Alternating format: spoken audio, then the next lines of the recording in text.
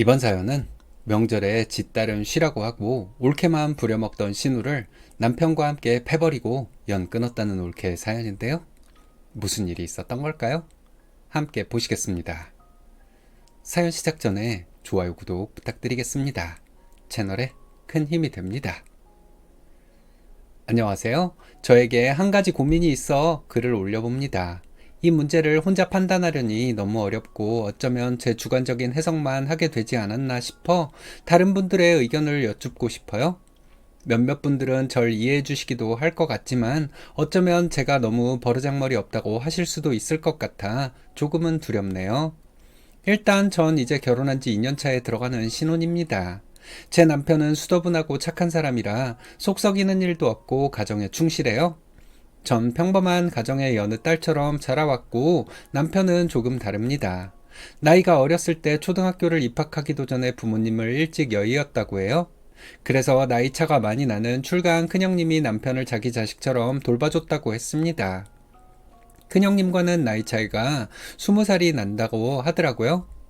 남편은 집에서 막둥이로 태어났고 형제는 위로 형이 한 분 더 계시는데 해외에 계신다고 들었어요. 형이랑도 나이 차이가 꽤 많이 납니다. 시어머니가 안 계시기에 저도 큰형님을 형님이라기보다 어머님처럼 생각하려 했어요. 그런데 아무리 그래도 큰형님이시라 어쩌면 그 부분에선 제가 어떻게 할지 갈피를 못 잡고 있는 상태인 것 같기도 합니다. 저희 부부는 결혼할 때 똑같이 반반 부담하였습니다. 당연히 집도 공동명의고 생활비도 반반씩 내고 있어요. 수입이 서로 비슷하기에 그런 것에서 마찰은 전혀 없는 편이에요. 알아서 서로 잘 살면 된다는 마음으로 오히려 깔끔한 경제관념이 결혼을 결정하는데 중요한 역할을 했습니다. 어쩌면 남들이 보기엔 너무 개인주의라고 할 수도 있겠네요. 하지만 전 이런 생활 방식이 제게 잘 맞기에 아무런 불만 없이 잘 살고 있습니다. 저희 둘만 보면요. 그런데 제가 시댁, 따지고 보면 형님 댁에서 겪은 일들은 도무지 납득이 되질 않고 있어요. 제가 정말 이상한 걸까요? 이런 불만을 가지는 건 제가 정말 형님 말대로 속이 좁은 걸까요? 정말 누구나 다 하는 며느리의 도리인 걸까요? 물론 전 며느리가 아닌 올케의 입장이지만요. 저는 경제적인 책임과 집안일의 분담까지 모든 면에서 남편과 동등하다고 생각하고 제 남편도 그렇게 생각할 거라 믿습니다. 그런데 왜 시댁, 아니 형님 댁만 가면 저 혼자 모든 일을 도맡아 해야 하는지 모르겠습니다. 지금이 옛날 같은 시대도 아니고 말이에요. 결혼하고 처음 맞는 추석이었습니다. 결혼하고 맞는 첫 명절이고 하니 조금 일찍 도착했어요. 형님과는 거리가 좀 있어서 번갈아 운전하면서 오는 길이 꽤 피곤했습니다. 나름의 선물도 준비하고 옷도 갖춰 입고 나름 신경을 쓰고 방문했어요.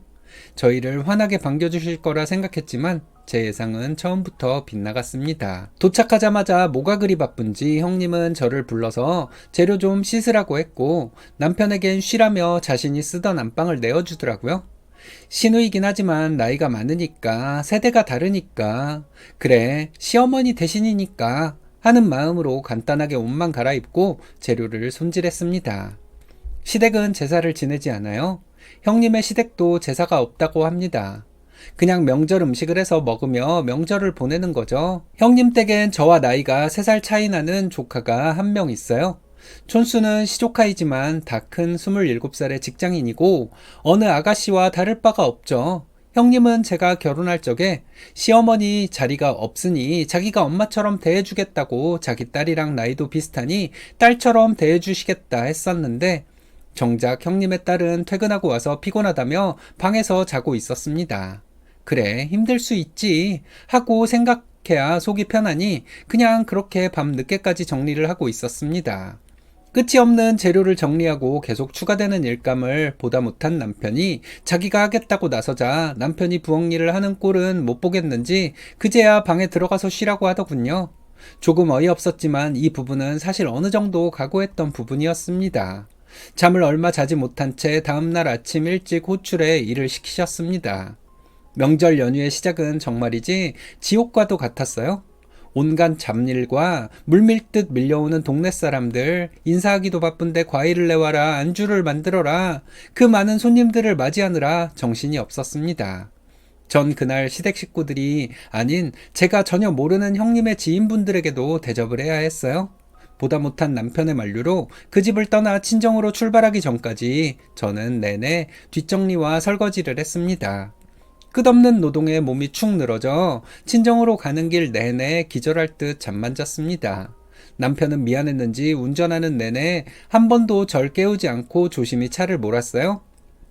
친정에 와서는 눈치가 보였는지 설거지를 하겠다는 둥, 청소를 하겠다는 둥, 장모님, 장모님 하며 따라다니며 뭐라도 도우려 하더군요. 속 모르는 아빠는 저런 사위 없다 하셨지만 저는 형님 댁에서 하던 고생을 말할 수가 없었습니다. 그때부터 가슴이 꽉 막힌 듯 답답했죠. 이게 말로만 듣던 고부 갈등인가? 하지만 정말 어머님도 아닌 큰형님이신데 부모님에게 살갑게 잘 대하는 남편이 한없이 고맙고 좋다가도 명절마다 겪을 일은 아닌지 너무 생각만으로도 지치고 넌덜머리가 났어요. 친정에서 잘 쉬고 집으로 돌아가는 날 남편이 미안하다고 하더군요.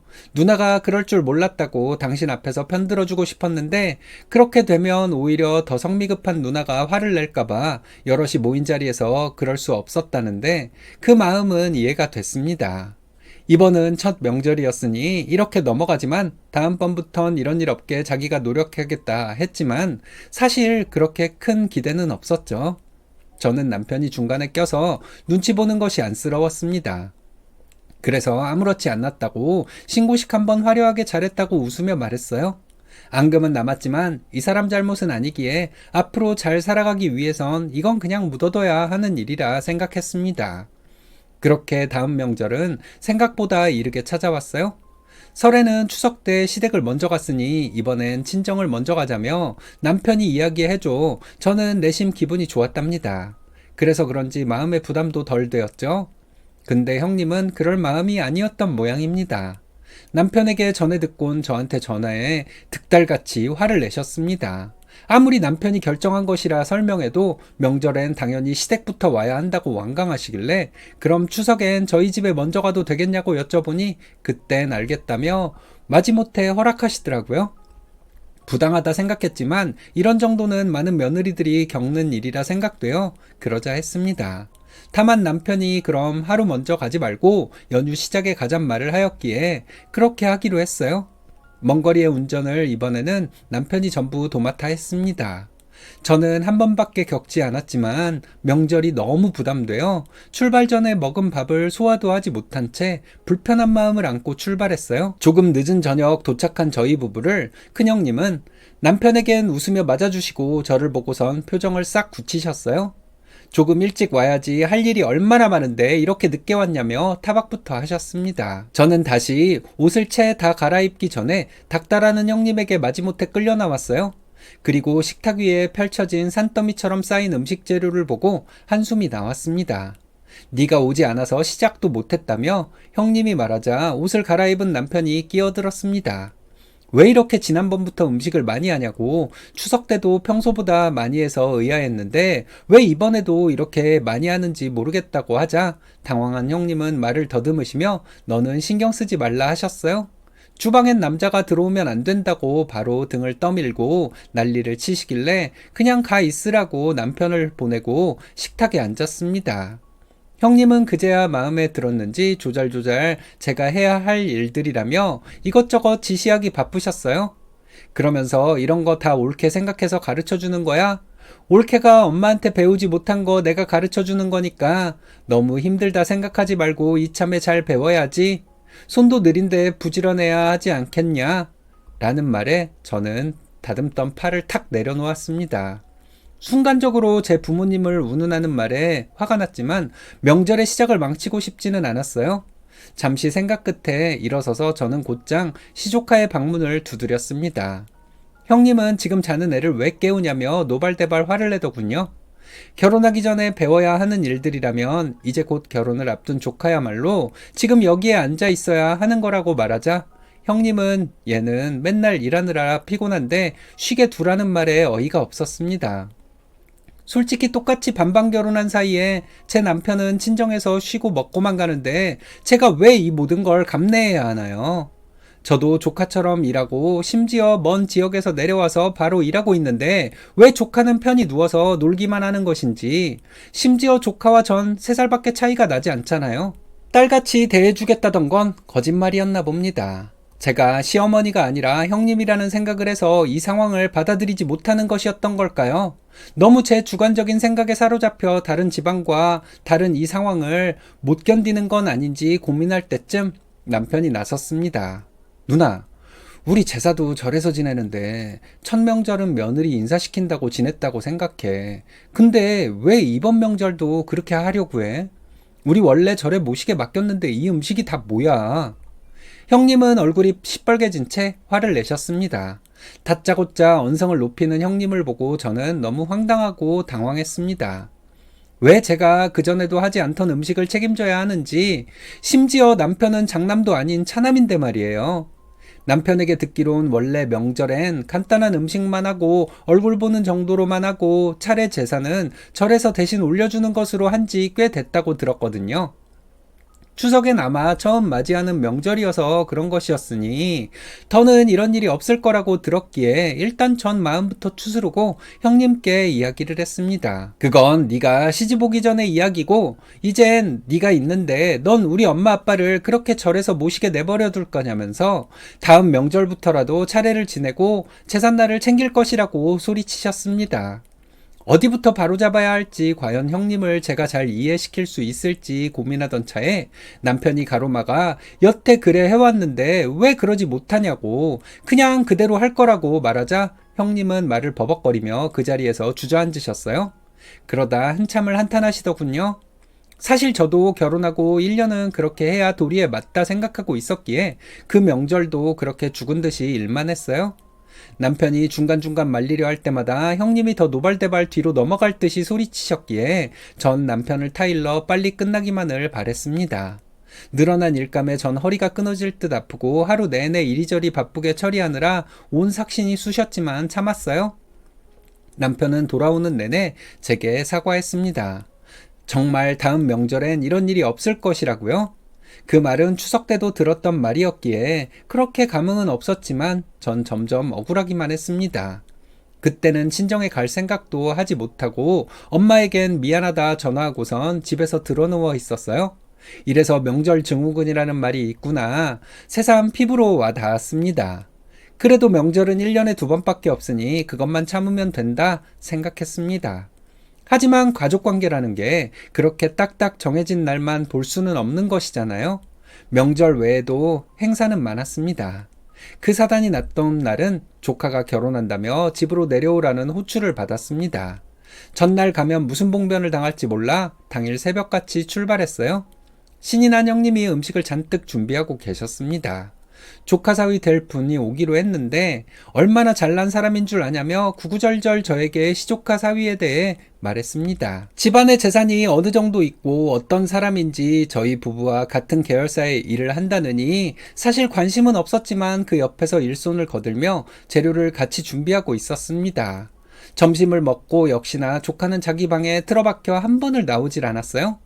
그리고서 모든 준비가 거의 끝나갈 때쯤 갑자기 방에서 나온 조카가 반찬 간을 보며 맛이 없다는 둥, 이걸 어떻게 주냐는 둥 지적질이나 하고 있더라고요. 그러더니 어라 하며 화장실을 들어간 조카는 조금 뒤에 나오더니 제 팔을 잡고 잠깐 할 이야기가 있다며 방으로 끌고 들어갔습니다. 무슨 일인가 싶어 보니 저 생리대 좀 사다 달라는 것이었어요.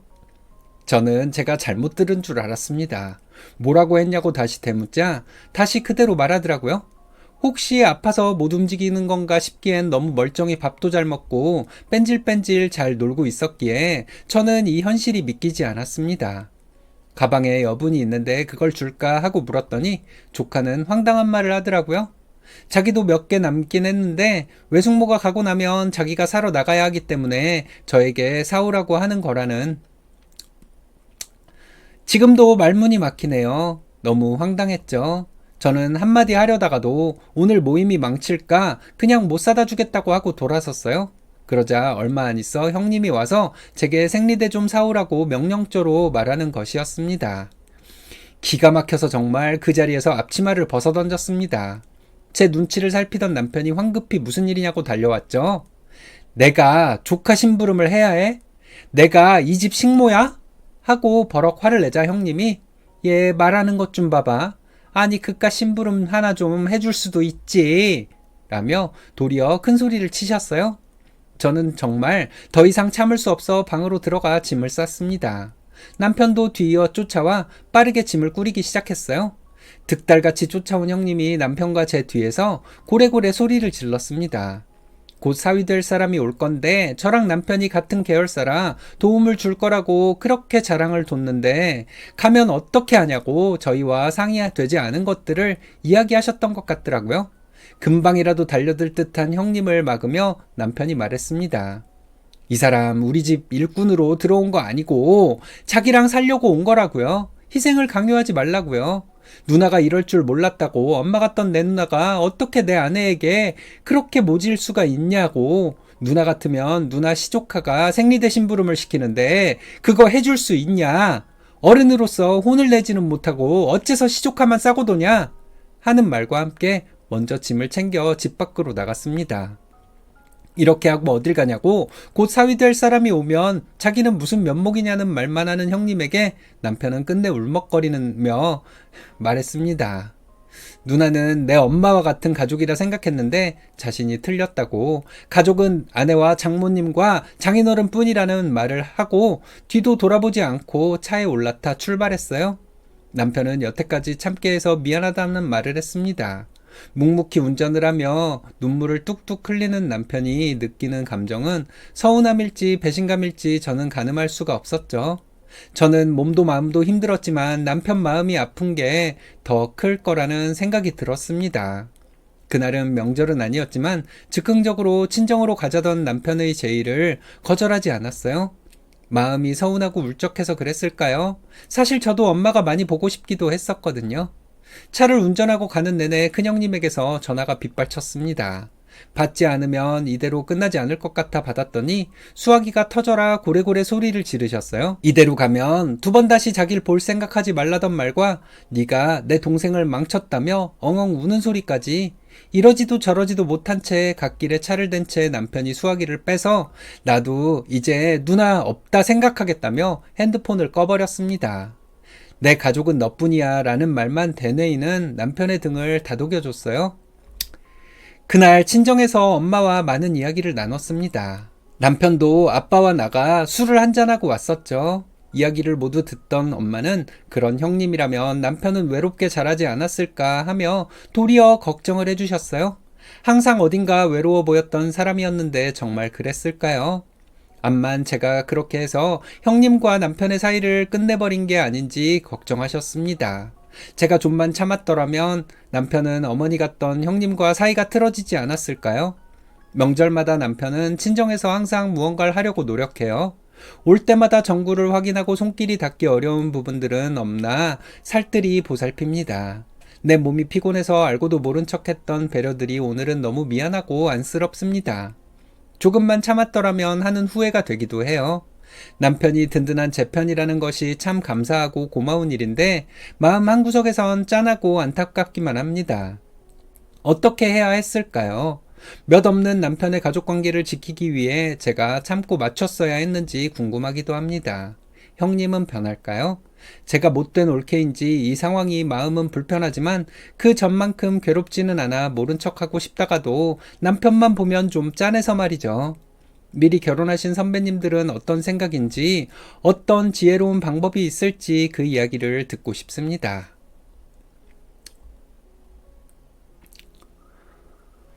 부모 잃고 자란 남편이 엄마 같은 누나한테 배신을 당했네요. 올케가 생기니까 갑자기 굴림해도 된다는 착각을 했나봐요. 그 시누이가. 못된 사람들의 특징이 자기 새끼는 아까워서 못 시키고 자기 동생을 시켜요. 저 아는 사람도 늦둥이 막내인데요. 큰형수가 차례지서 지내고 제기 갖다 놓는 것도 그렇고 큰 상 치우는 것도 그렇고 자기를 시키더래. 근데 그걸 그분 형제들도 부모님도 아무도 지적을 안 했다는 거야. 그분이 늦둥이라서 조카들이랑 나이 차이가 별로 안 났는데, 그러니까 그 형수는 지 아들들은 어려서 그런 일을 못 한다는 건지 뭔지 모르겠어요. 근데 어쨌든 그분을 시켰대요. 그래서 그분이 어느 명절에 형수가 뭐를 시키길래 저기 놀고 있는 애들 시키세요. 그랬대요. 그렇게 했더니 얼굴이 시빨개지더래요. 그리고 나서부터 조카들이 자기를 보는 눈빛에서 살기가 느껴졌다고 그러더라고요. 이제 뒷담화를 엄청 깐 거죠. 네 작은아버지 인간 아니다 이러면서. 그러거나 말거나 했대 그 사람은. 근데 결과가 뭔지 아세요? 그 조카들이 자기 부모가 싸고 돌아서 자기 작은아버지들 고모들 다 지 밑으로 생각하더니 얼마 전부터는 자기 부모도 자기 밑으로 생각하고 핍박을 한다네요. 그러니까 세상 사람들 다 내 밑인데 너네들은 왜 내 위에 있어? 이제 이런 거겠죠. 싸가지 없게 자라서 그런 거예요, 그게. 부모한테 이렇게 되는 거죠. 걔네들이 자라서 당연히 그렇게 되겠죠. 그 조카들 같은 애들이 커서 사회를 겪어보면 사람 될 것 같죠. 사회가 자기들을 떠받들어 주지 않는데 걔네들이 사회생활을 할까요? 사회한테 삐지겠지.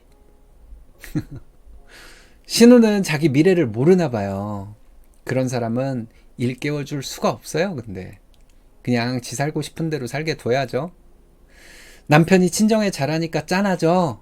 그래서 못된 신우지만 나도 작은 도리라도 해야겠다 싶죠. 그거 남편이 원하는 거 아니에요. 남편이 이미 자기 누나를 적으로 생각하는데 쓰니님이 신우한테 잘하면 남편이 쓰니님한테 착한 아내라고 할 것 같아요? 내 적의 편을 들어주면서 나를 약올리려는 사람으로 생각하지. 우리 그런 거 있잖아요. 어렸을 때부터 받은 교육 때문에 착한 척 하려는 거. 여러분들도 그런 경험 다들 있으시죠? 내 남편이 싫어하는 시댁 식구 편 들어주는 게 착한 건 줄 알고 그랬더니 남편이 어떻게 나오던가요? 여러분들 경험 그런 거 있죠? 남편 화만 돋궜죠? 결국. 사연에서 보면 쓰니님이 참고 묵묵히 일했더니 신우가 어떻게 나왔어요? 더 부려먹으려고 했죠. 진심은 통한다. 나는 묵묵히 내 할 일을 하면 언젠가 진심은 통한다. 5, 60대 여자분들도 이렇게 믿고 계신 분들 가끔 봐요. 야, 어렸을 땐 그럴 수 있는데 지금도 그렇게 믿고 계신 분들이 있더라고. 그래요. 착해 보여요. 근데 딱 거기까지야. 그냥 착해 보이는 것까지야. 자기가 손해보지 말지 이러고 사는데 자기 측근들, 그러니까 남편이나 자식들, 그 사람들도 같이 손해보고 살아야 되는데 나는 혼자서 하려고 했는데 남편이랑 자식들이 안 도와줘도 되는데 그 사람들이 나를 도와준 거야. 이런 식으로 주장하더라, 진짜. 그렇게 착한 엄마 밑에서 자란 애들이 엄마 안 도와주겠냐고. 그게 결국은 자식들한테 희생하라고, 부당한 경우에도 견디고 살라고, 그냥 그렇게 당하고 살라고 행동으로 보여주면서까지 교육시킨 거잖아요. 본인이. 결국 여기서 신우랑 신우 딸을 이해하려 한다는 말이 나오는데, 여러분들도 지금까지 이해가 전혀 안 가는 사람들 이해하려고 노력하는 대상 있죠? 내 남편의 핏줄이고 내 자식의 조상이고 또 내 자식의 핏줄이니까. 근데 그러실 거 없어요. 이해하려고 할수록 그 사람들은 여러분들 이용해 먹으려고 하는 마음만 커지잖아요. 그거 아시죠, 여러분들도? 알면서 그러는 거죠? 잘못된 가족 구조는 깨버리는 게 서로 이득이에요. 계속 한쪽이 당하면서 이해하려고 노력하다 보면 결국 원수지구 깨지거든요. 그냥 깨지는 게 아니고 원수지구 깨져. 원수지기 전에 깨버리는 게 서로 좋은 거잖아요. 그래야 나중에 그 사람이 철이 들면 다시 얼굴이라도 볼 가능성이 조금이라도 있잖아요. 원수지고 깨져버리면 그 사람이 철이 들어서 인간이 됐어도 그래도 그거 못 믿어. 철든 척 하는 것처럼 보이고 얼굴 안 보고 싶어져요. 원수지고 깨지기 전에 멀리하는 게 그 사람한테 혹시 모를 나중에 있을 기회라도, 사람 됐을 때 그 기회라도 주는 게 되지 않을까요? 충분히 할도리 해야 나중에 후회 없지, 이런 생각을 하는 것 자체가 자기를 너무 과대평가하는 거 아닌가 싶은데요. 이런 생각했던 거 자체를 후회하는 사람들을 제가 많이 보거든요. 이게 그럴 수도 있지만 아닌 경우가 훨씬 많아요. 충분히 할도리 해야 나중에 후회 없지, 이거보다 그렇게 참아줬는데도 이 쌍년이, 이게 더 많잖아요, 사실. 일단 나를 지키는 게 우선인 거예요. 착하게 살아오신 여러분들 제가 응원해요. 그렇게 착하게 살아오셨으니 제 채널 영상을 구독하고 보시는 거겠죠. 이거 보면서 과거의 나를 위로해주는 뭐 그런 의미로 그동안 풀리지 않았던 거 지금부터라도 지혜롭게 조금씩 터뜨리면서 해소할 수 있으시길 바랄게요. 여러분들은 착하게 살아오신 분들이니까 똑똑하고 지혜로우실 거예요. 원래 못된 애들이 멍청하거든. 여러분들처럼 착한 애들이 지혜롭고 똑똑하고, 여러분들은 파괴의 방법이 아닌 정리의 방법으로, 파괴가 아니에요. 정리지, 정리. 정리의 방법으로 지혜롭게 풀어나가실 수 있으리라 믿어요.